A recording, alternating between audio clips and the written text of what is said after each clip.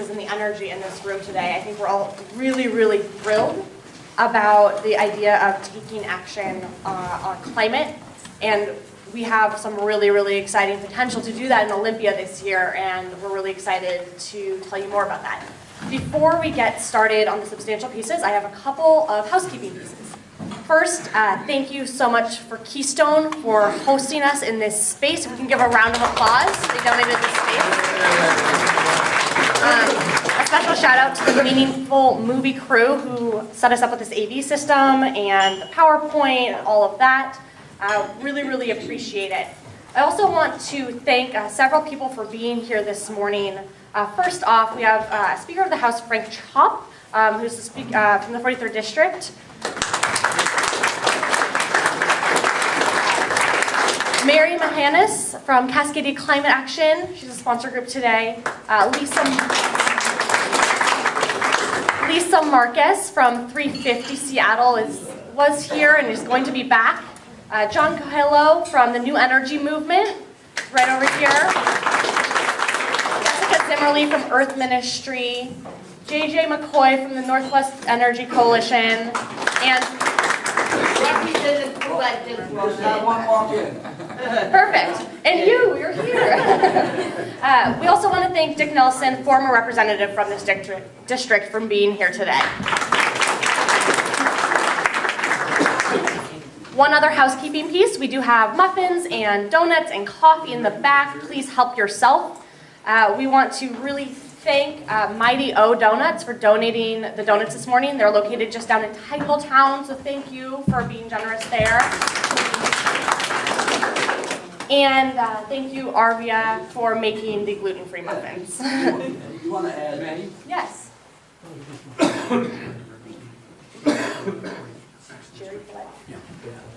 Jerry Collette is here from the 46th District.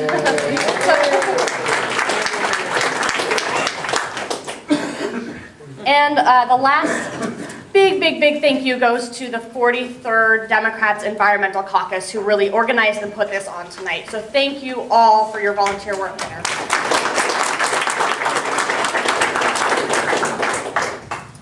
So, as I said before, my name is Madeline. I was born and raised in Seattle, and I really grew up sort of playing on the shores of Puget Sound, exploring the mountains. I spent a lot of time outdoors and have always really, really loved being outside. And so when I learned at the age of 16, after watching An Inconvenient Truth, about the state of climate and where we were heading as a species and as a world, I was kickstarted into activism. And I am here today because I am so excited about the potential to move forward and to take action, meaningful action on climate.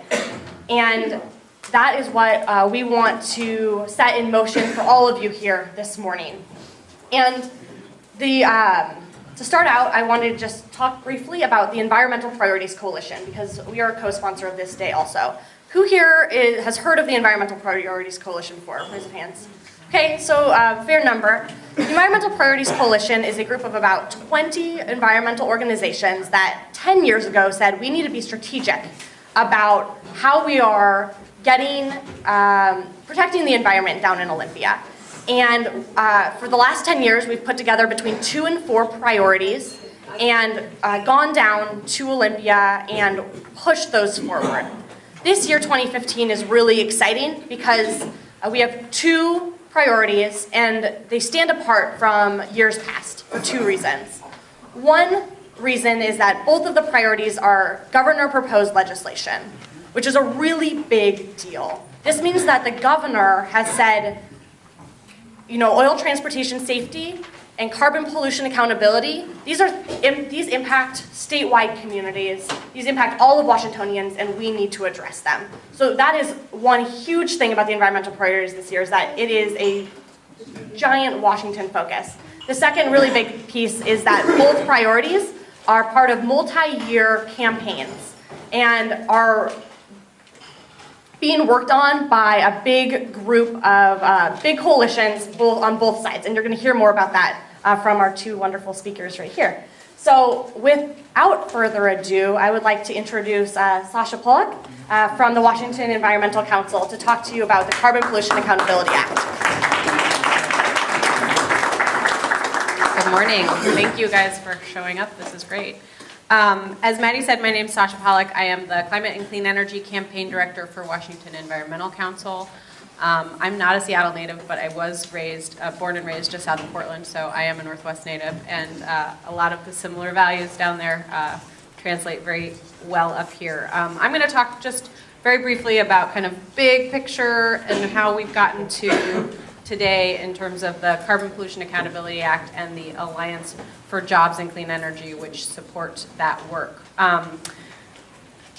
In October of 2013, the governors of California, Oregon, Washington, and the Premier of British Columbia came together in the Pacific Coast Collaborative to sign a document that committed them to working in their own states to do several things related to carbon reduction and clean energy policy.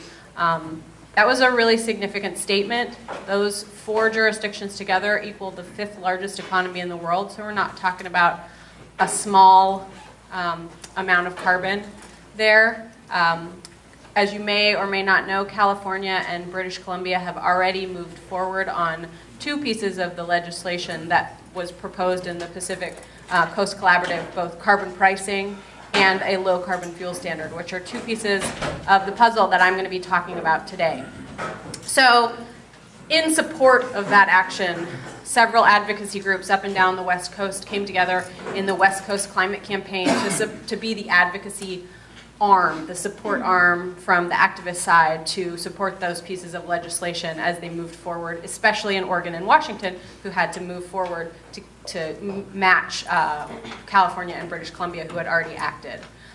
Because those are state policies, every state has their own campaign, and here in Washington State, that campaign is now called the Alliance for Jobs and Clean Energy.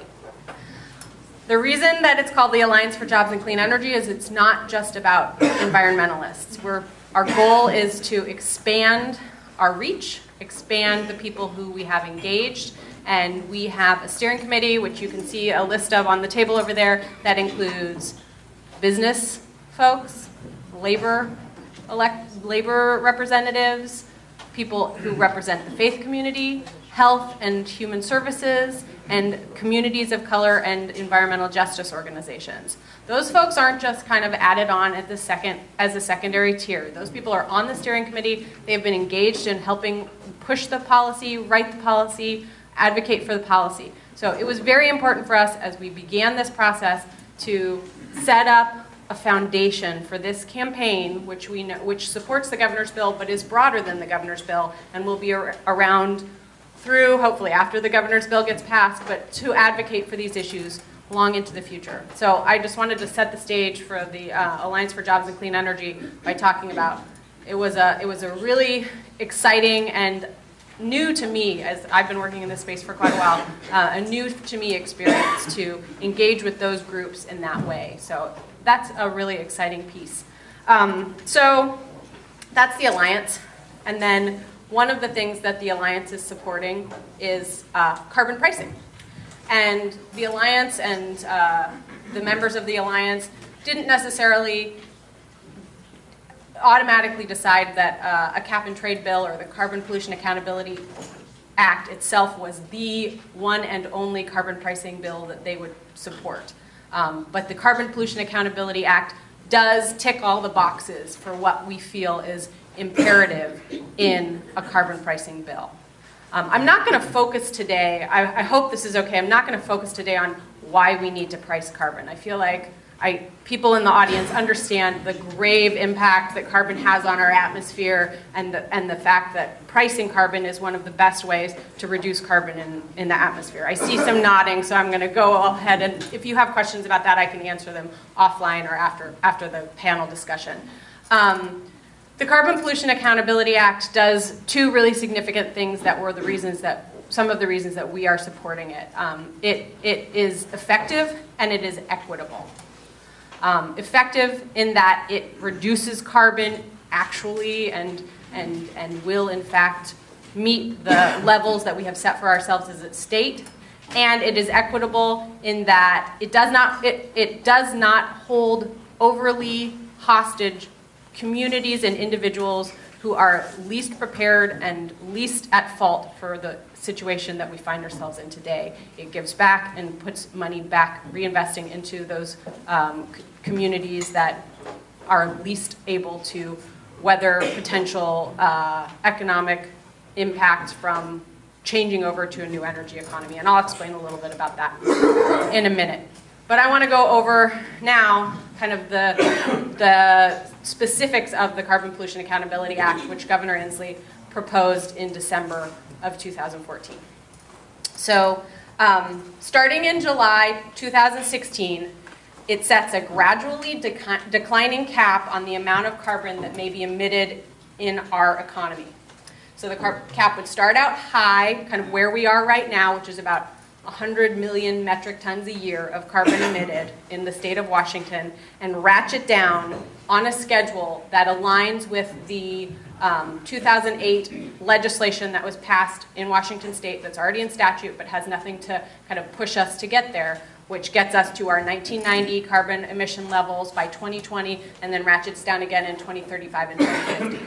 So instead of these three goals that we have right now, 2020, 2035, and 2050, this would kind of be a gradual decline that would hit those spots on the way down. The cap covers major emitters that release over 25,000 tons of carbon a year. In Washington, that would be approximately 130 entities, including power plants, refineries, waste facilities, and paper mills, and others. These entities would need to buy permits limited in number to the total amount of carbon allowed under the cap, and then the permits to emit that carbon would be sold at auction. So there is a cap, which guarantees us a certain amount of carbon maxed out, and then there is an auction and trading system that happens to determine who gets those emission permits. So these permits are being sold. And that means revenue is generated for the state. The governor's office estimates the auction would generate about $947 million in the first year. Let me repeat that. The governor's office estimates that the auction would generate $947 million in the first year. That's not per biennium, that's per year. That's nearly $1 billion a year generated by the price on carbon. The governor's proposal would put 40% of this towards education to help meet the McCleary gap that we have in front of us. An additional 40% would go to transportation. This would include funding to increase the use of mass transit, clean vehicles and bikes, and help make numerous bridge and roadway safety improvements and repairs. And the remaining 20% would provide tax relief to low-income families by partially funding the Working Families Tax Credit.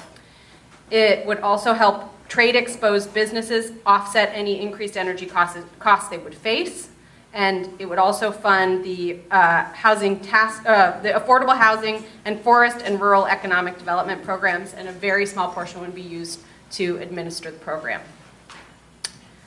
I'm going to stop there, and I'm going to switch gears and talk about very briefly about another policy that is another thing that the Alliance works on, but we're going to come back at the end for questions. So if you have questions, hold on to them, and I will try to answer them in a little bit. So in addition to carbon pricing, there are two other policies that were put forward as major policies by the Pacific Coast Collaborative in October of 2013, and those are Clean Fuel Standard and eliminating coal from our electricity system. I'm not going to focus on the eliminating coal from our electricity system, but that is a policy that we have no coal plants that are not slated for closure here in Washington State, but that we still get electrons from some coal plants in Montana and Wyoming. So that's the hope, is to encourage those plants to go to closure. A Clean Fuel Standard is a little bit more tricky. It's kind of hard to explain easily because it's a little bit of a nuanced program. A Clean Fuel Standard would require fuel refineries and distributors of on-road transportation fuels, that's diesel and petroleum in your cars, to reduce the carbon intensity of their portfolio of fuels by 10% over 10 years. So that doesn't, it's a technologically neutral policy, so those fuel distributors and refiners could choose a wide variety of ways in which to meet that reduction, and it's not an all-at-once reduction, it's a ratcheted down system as well. So they could invest in electric vehicle credits, they could blend some biofuels into their stock. That doesn't mean that every single gallon of gasoline that you purchase is going to be 10% less carbon intense. It means their portfolio as a whole will be 10% less carbon intense at the end of that 10-year period. It's already happening in California, already happening in BC. I haven't seen dramatic price spikes that the Western States Petroleum Association threatened and demonized that they would see. So it's a hugely important thing, especially for a state like Washington, where our electricity sector is pretty clean in terms of carbon already, and a lot of our emissions come from transportation. Approximately 45% of our emissions come from transportation here in Washington State. So reducing that on-road by 10% over 10 years is a pretty significant reduction. So I'm going to just stop there, and we're going to move on to Rebecca and oil transport, but we'll come back around and if folks have questions later. Thanks.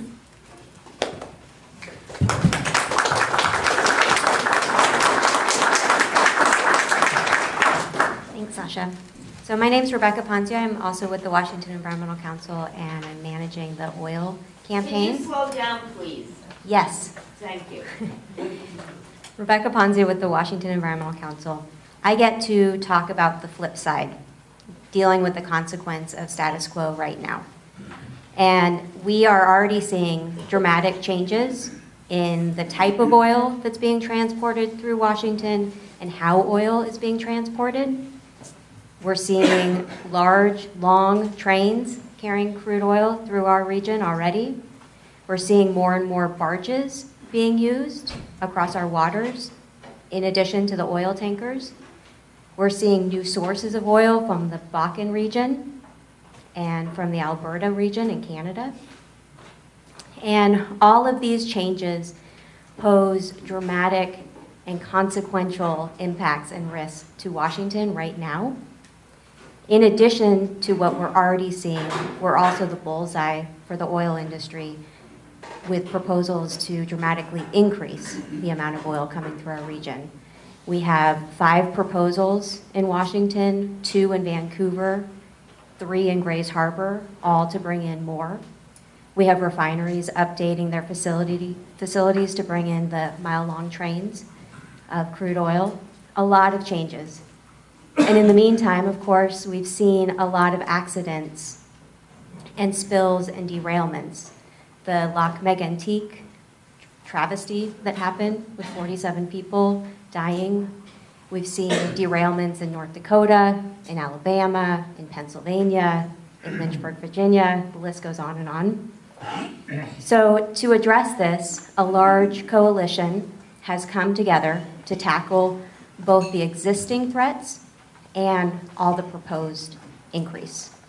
We have 3 goals. 1, no more infrastructure. Stop this madness. 2, safe transport of existing. And 3, connecting with the Alliance, transitioning off of fossil fuels in the long term.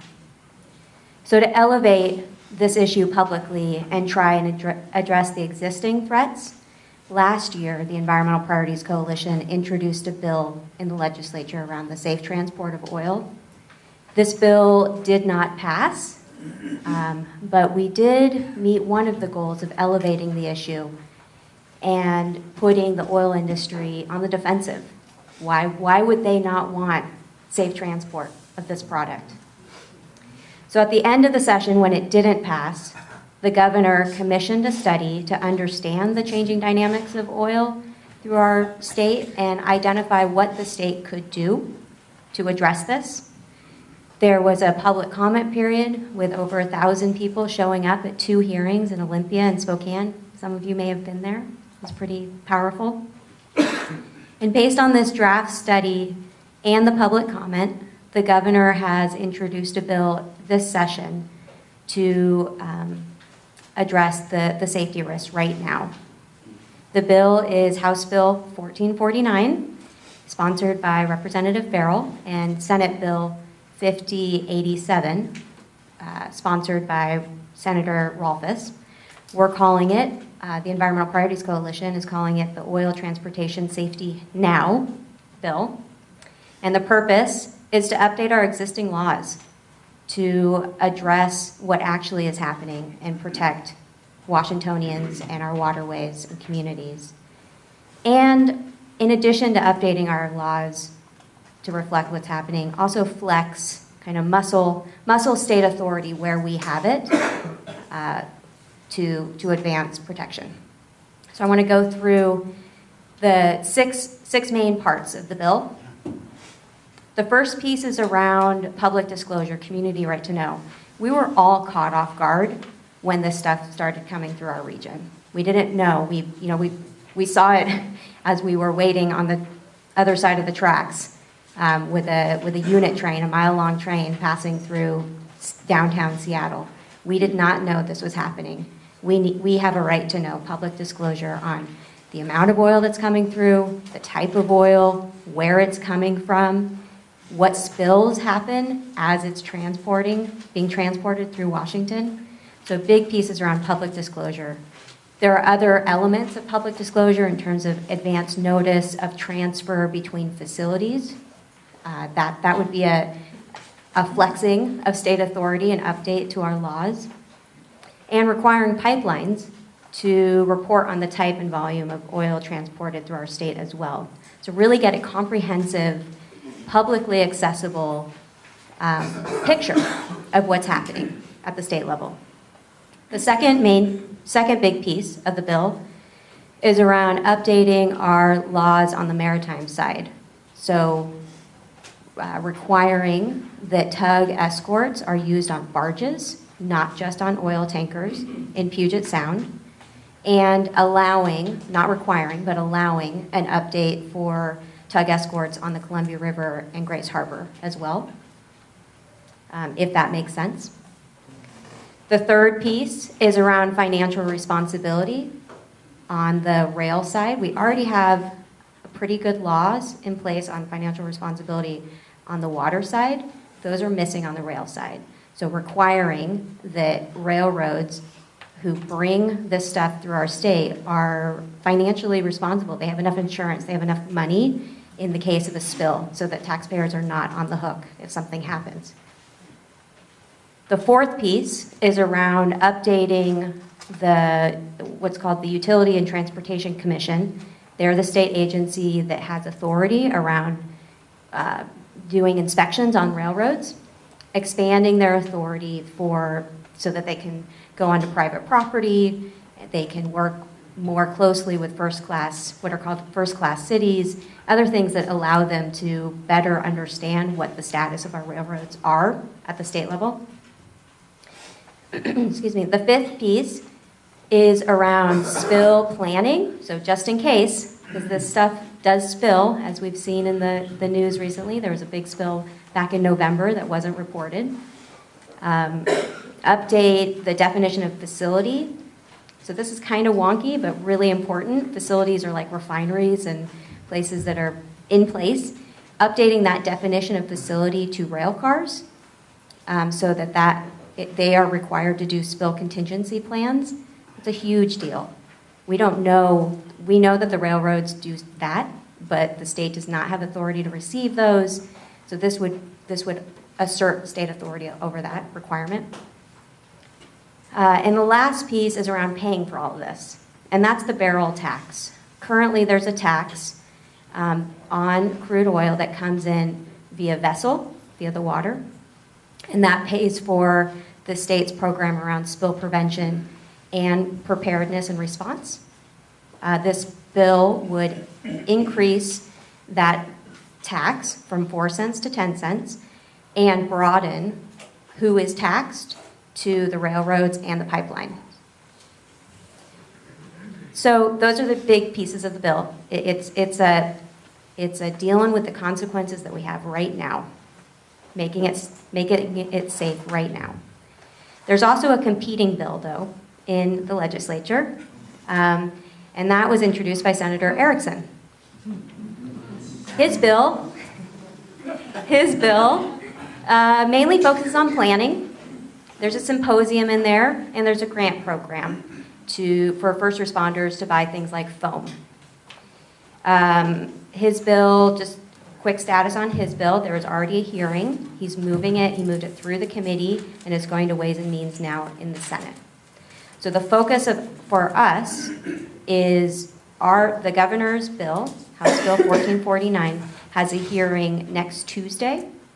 That's the first step along the way within the Environment Committee, and working to get that out of committee, through the Fiscal Committee, and then onto the floor vote. So what we have in the legislature right now is really a stark contrast between what legislators are defining as safe, what it means to protect Washington, Senator Erickson's bill around planning, and the governor's request legislation around really substantively updating our laws and having the public be able to know what the heck is actually happening. But one is going through the Senate, the other one's going through the House. What time is the hearing? 1:30 on Tuesday. In the House? In the House Environment Committee. Thank you. And I'm happy to answer any questions.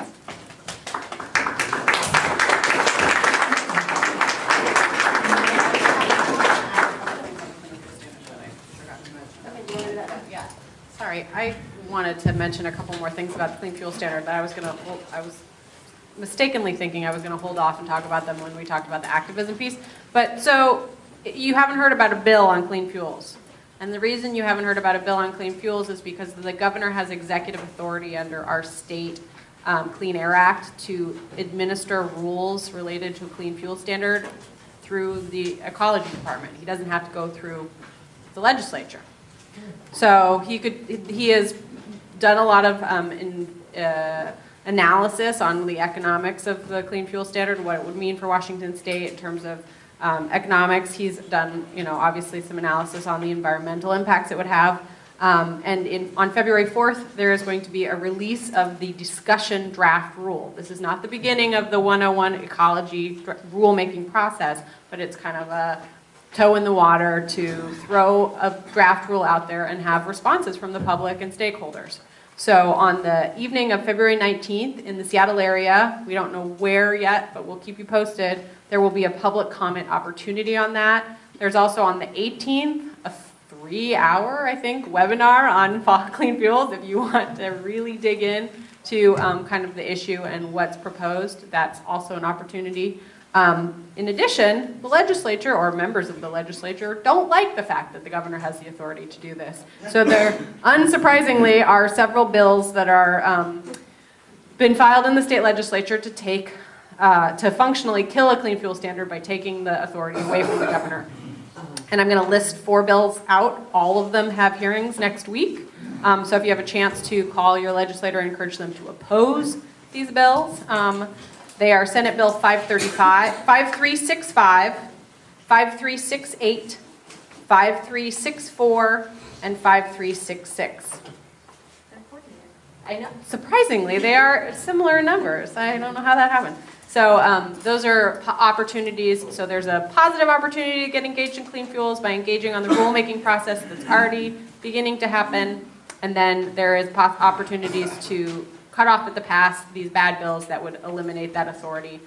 We know that the state Senate would not pass a clean fuel standard, so the fact that the governor has rulemaking authority is really a big deal and means he can move forward on that issue. So that's really good ways to get involved on that. And I didn't actually mention the bill number of the Carbon Pollution Accountability Act, which had a hearing last Tuesday. It's House Bill 1314. So if you would like to engage on that, hasn't passed yet out of the House Environment Committee, but it has had its hearing. So, and some of you, I think, were there. So it was a magnificently well-attended hearing. They had to open 4 overflow rooms for all of the folks that we brought down. So kudos, well done. Great. So we have a couple of minutes just to ask any clarifying questions of Sasha or Rebecca about these bills. I also want to just two pieces of note. On your chair when you sat down, there were a couple one-page sheets, and those, they have both the Carbon Pollution Accountability Act as well as the Oil Transportation Safety Now bill. And they have the bill numbers as well as some of this information, and those are also available online. So those resources are there for you to use. Are there any clarifying questions right off the bat?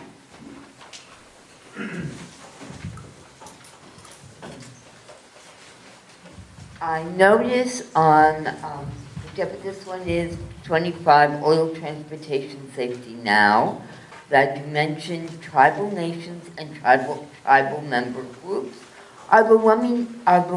the Lummi Nation included? So that is referring to the resolutions that have been passed. The Lummi Nation have not currently passed a resolution on oil transportation. As you know, they're really very engaged in the coal. Yeah, they're very engaged in the coal. They've done an amazing act of contacting the Army Corps, saying this is the Cherry Point terminal is against their tribal treaty rights, but they've not currently passed a resolution related to oil.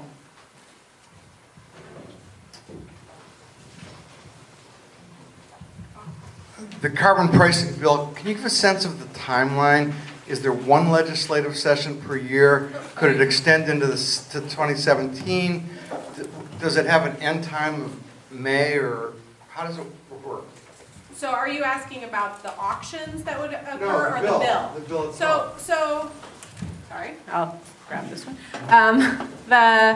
The way the legislature works is that bills are alive during the session that they are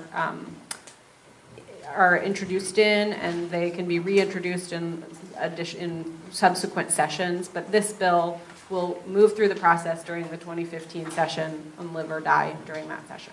And how long is the session? Session is supposedly over on April 27th. Speaker Chop maybe can speak to that better than I can. It's likely that it will be extended into special sessions. In the long sessions, which are in odd years like this one, oddly numbered years like this one, the legislature has to pass a biennial budget, and so the thing that they have to do before they can leave Olympia is pass a budget, and when that happens, the session can be adjourned. So it could be any time between the end of April and the end of June, probably. Can you project? Do you want to Yeah, I can speak loudly. Just to clarify, does the cap and trade bill, does that include an upstream cap on emissions that will be generated by non-major point sources? So essentially motor fuels and natural gas for home heating? Motor fuels and natural gas for home heating are included under the cap. Unlike California, which started a cap without transportation fuels under it, yes, but they are upstream, they are captured upstream by the refineries or the fuel distributors or the utility. Another thing that I meant to mention about which ties into the coal by wire issue, is electricity that is generated out of state and purchased by in-state utilities for use in Washington is also subject to the cap. So the coal that's burnt in Montana, when it's purchased by or when it's brought into the state, it is subject to the cap and the fee on that pollution. Yes. So there was a hearing on the bill recently. Mm-hmm. What is the arguments against? And the arguments against, could you maybe give us some validity or understanding of how valid the comments are? Mainly the arguments against are businesses saying, we can't afford this. Businesses saying, the people that we supply to can't afford this, whether it's filling up their cars with gas or heating their homes, or all of the small farmers that that supply my restaurant are not going to be able to afford this and go out of business. We've seen this in British Columbia and California for the last several years, and both of those states have had economic growth that's higher than kind of comparable jurisdictions that don't have this legislation. So the utilities down in California are still around, and the gas distributors down in California are, and admittedly, gas just came under the cap in California on January 1st of this year, but we haven't seen the price spikes this month that they threatened would be there. So there's a it's a fee on carbon. So it makes, one of the ways that it works is to make fossil fuels less attractive by making them more costly, by internalizing that cost that we're already paying in our healthcare, in our environmental pollution, and higher forest fire costs, and ocean acidification. So by internalizing that cost and turning around and hopefully spending some of that money on reinvesting in the new energy economy, we're kind of making that tipping point to get us past fossil fuels and into the next kind of generation of clean fuels. Does that answer your question? Yeah, it kind of answers my question. I think the validity aspect of it, though, is the tough one, because so far that response is an emotional response. It's not necessarily got facts and data behind it. And so I'd be more interested in understanding whether or not there's some real serious, economic studies to suggest that there will be significant price hikes. There are certainly economic studies. They do not say there will be no price change, because that's the whole point, is to increase the price of fossil fuels in comparison to other solar and wind. So it levels the playing field there and makes those alternatives more attractive financially, and fossil fuels less attractive financially. What the other side is saying is this is going to make us destitute. This is absolutely a no-go for either our stockholders or our customers. Sometimes they say both, which doesn't really make any sense. They either internalize the cost or they pass it on to their consumers. We have not seen that level of price increase happen in the places that this has been implemented around the world. So there is validity to the price increase. It is not to the point that the oil, the other side says it will be. Okay, and I'm going to pause questions for now. We're going to bring up more panelists, and there's going to be another question and answer session. For that, after this next panel discussion, if you have these questions that I know there's a lot of hands still up, if you write down your questions, we're going to be compiling them all, and then the ones that are most asked, we're going to ask the moderator of the panel to ask the panelists. So with that, I would like to... And if anyone needs a note card, please put up your hand. Arvia is in the back, and she's going to come back, and when you have a question on it, if you just pass it to the end of the row or wave it, we have a couple folks who can come in and collect them also. And with that, I would like to bring up Nicole Keenan, as well as Brenna Davis, to join the panel up here.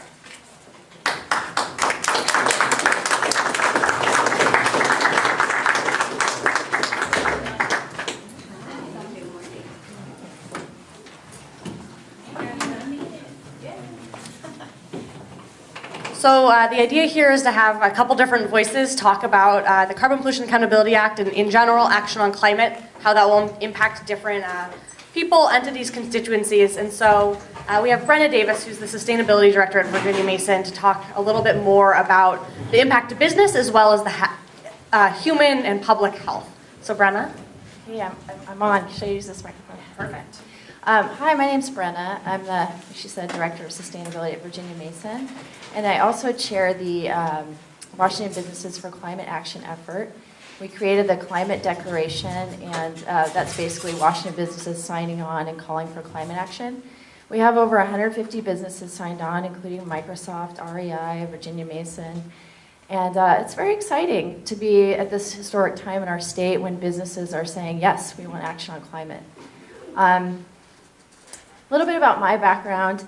I am an environmental scientist, and I recognize some people in the room, which is really cool. I've been an environmental scientist for close to 20 years. I started out in environmental science because as a kid, I loved nature. I'm a third generation Washingtonian, and spent a lot of time in the woods and on the beaches and just enjoying myself as a kid. And my family, my dad's a teacher. He was in the head of the Seattle Teachers Union, and my mom is a hippie, so I kind of started out with a great beginning, right?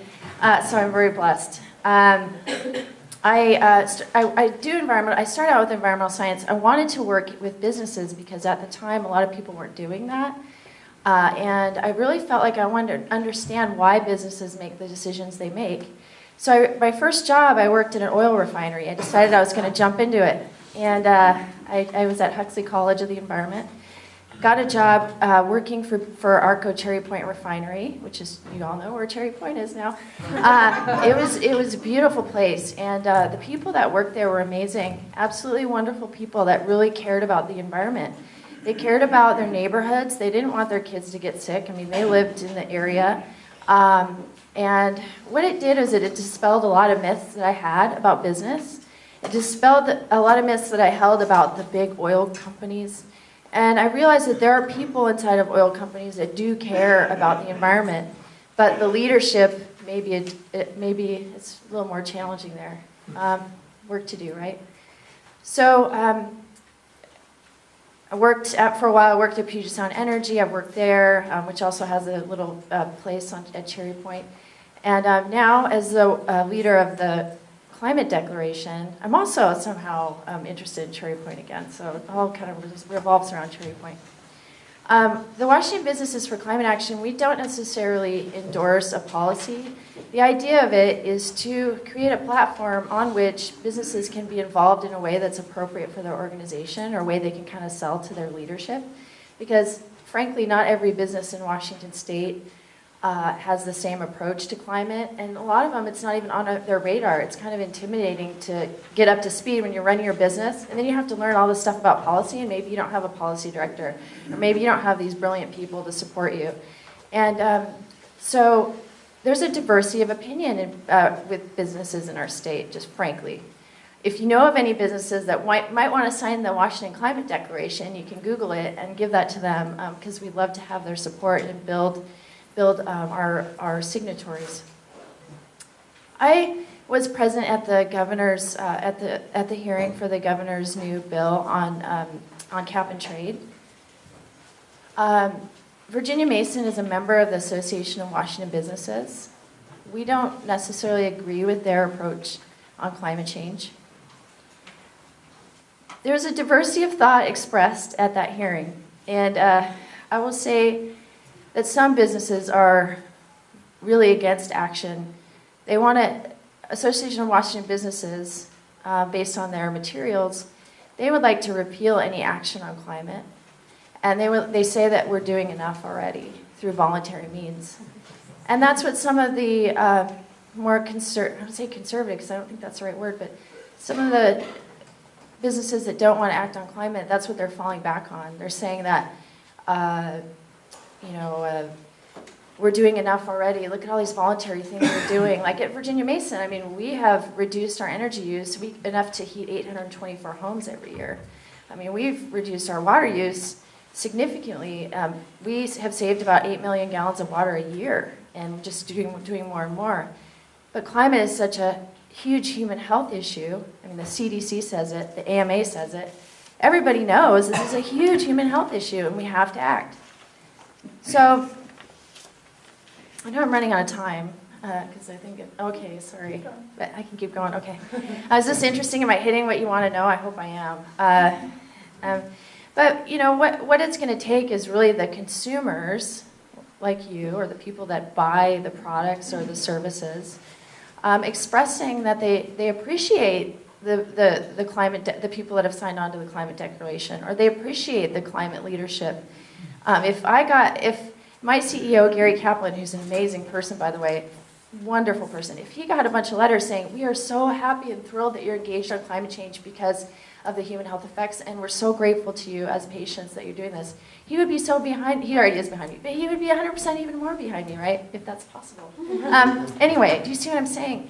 And so I think that's a big deal, having that level of engagement from the consumers and also I think there's a level of compassion needed towards businesses. There are people inside the businesses that are relying on this income. So how can we compassionately move those businesses towards a more sustainable model in a loving way, right? And not focused on judgment, right? So I guess that's what I'd like to share is that there's just a diversity of business. Virginia Mason supports supports a price on carbon. We support the Clean Fuel Standard. We stood up to create the climate declaration when it was quiet in the room and no one would chair that group. We're leaders in this space. Nationally, I was able to go and visit with the White House on climate resilience and talk with them about how we could create a more resilient hospital and to create a model across the nation. And I'm just very grateful to work with all these wonderful people. And thank you. I'll answer any questions you might have later. Thank you.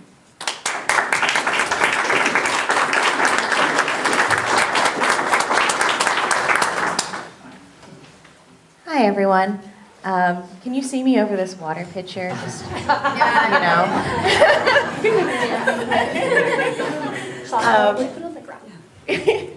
So I'm Nicole Ballestero-Keenan. I'm the policy director at Puget Sound SAGE, and we are a regional organization committed to workers, to people with low incomes, and to people of color.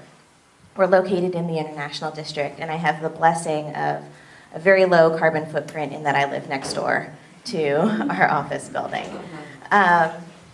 So I'll tell you a little bit about myself, and then I have a PowerPoint on my phone. Sorry. Oh, it's up there! Oh my gosh! Oh, I sent it at like 8 p.m. last night, and so I was really worried. Thank you, Maddie. You're the best. Okay, so I'll talk about myself, and then I'll go into PowerPoint. So I've been in Washington State for about 8 years. So I am a transplant. I actually grew up in New Jersey, which is a state that pretty much the air quality is all in non-attainment levels. And I lived downstream from the old Patterson fabric factories, where they actually used to dump chemicals right into the river. And so the local river that I grew up near was shiny. And I'm actually a social justice advocate, but I came to social justice through the environmental movement because of the health impacts that me and my family faced living where we did in New Jersey. I won't get into the sob story because there's lots more to cover, but it's a very deep and personal issue to me. And when I moved to Seattle, I actually moved to a place that felt like home, which is Georgetown. So it looks a lot like where I grew up. So when I talk about these issues, I am talking about personal, but I'm also talking about it in a larger policy context. Professionally, my work is also focused on primarily wages. I was the policy person behind the $15 minimum wage in Seattle and in SeaTac. Okay, so the importance of equity in our solutions to our climate problems. So we can move to the next slide. So this is how I like to frame all policies that we consider at Puget Sound SAGE, is we focus on equity first, because if we craft policies to make sure that the folks that are the most impacted benefit from whatever policy it is, we can ensure that the policy as a whole benefits everyone. Because if we leave certain folks behind, we end up just creating more disproportionality, less social cohesion. And social cohesion, what I mean by that is communities that feel strong bonds together are the communities that are most likely to survive climate changes, extreme weather, extreme heat, because we have each other to support. So what you see in equality is everyone gets a box. And when you see in equity is that everyone gets enough boxes so they can accomplish what they need to do to thrive. And so what we like about the governor's proposal is that there are components of equity within it. That it's not just the working families tax rebate, but it's also investments, $15 million of investments in affordable housing, which is really important to building social cohesion, because if people can't stay in place, then they can't thrive in the community. So we can go to the next slide. So the climate gap. Low-income communities and people of color are hit first and worst by climate change. So this is a picture of the aftermath of Typhoon Haiyan. I'm also a Filipino American, so when I think about climate change, it's just like deeply personal on many levels. After every storm, I have to call my folks back home, hope they pick up, text message. The rest of my folks are in New York, so when Sandy and Haiyan happened at the same time, it was just devastating. If you go to the next slide. So the impacts of the climate gap. These are what we can expect to happen locally here. Sea level rises, heat waves, and we can expect to pay more for basic necessities. So to talk about the idea of price increases, the folks that are opposed to putting a cap or a price on carbon say that prices are going to go up. But with climate change, prices will go up anyway because resources will become more scarce. And so we need to do something now to prevent a bigger price increase down the road. It's about preventative care for our planet and for all the people on it. We can also expect to breathe dirtier air. I'll get into that a little bit later. And then we also need access to jobs. We need investments in good, clean energy, well-paying jobs. So I'm also a poster child for this because the way I was able to go to college is that my stepdad worked in solar. So it's a really important and wonderful investment to make, and it's something that's vital if we're going to actually transition off of fossil fuels. So this is the Duwamish River. So I want to talk a little bit about what it means locally since we're a regional organization. So South King County, particularly Georgetown and South Park, have the highest rates of asthma of kids under the age of 5. That's layering cumulative impacts. We can't say that there's one specific factor, but these pictures are from within a mile or two of where this young woman lives. So the next slide. And this is diesel exhaust by neighborhood in Seattle. So we partnered with the University of Washington Department of Public Health to conduct a study on diesel exhaust exposure.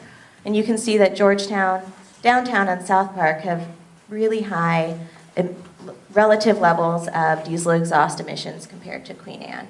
So you think about that in terms of the highways, in terms of where short-haul trucks might idle, et cetera. And so why the Carbon Pollution Act matters for equity. And we can just stop the slide here because I'm going long. And so it's reinvestments in communities the most impact, increases in social cohesion and economic security. And these are the exact amounts that the bill as is currently funds. So $108 million in the working families tax rebate, $15 million in the housing trust, transition and business / protect jobs. So what Brenna was talking about, investing in businesses to make a just transition is $20 million. And then what they're calling the sustainability account, which is $400 million, which is, that's where transportation goes. So, thank you.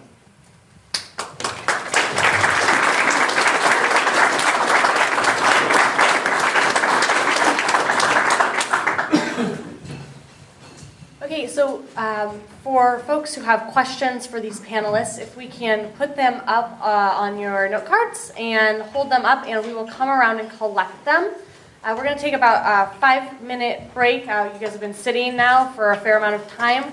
Run to the restroom, and then we're going to come back and do question and answer with these panelists. Thank you.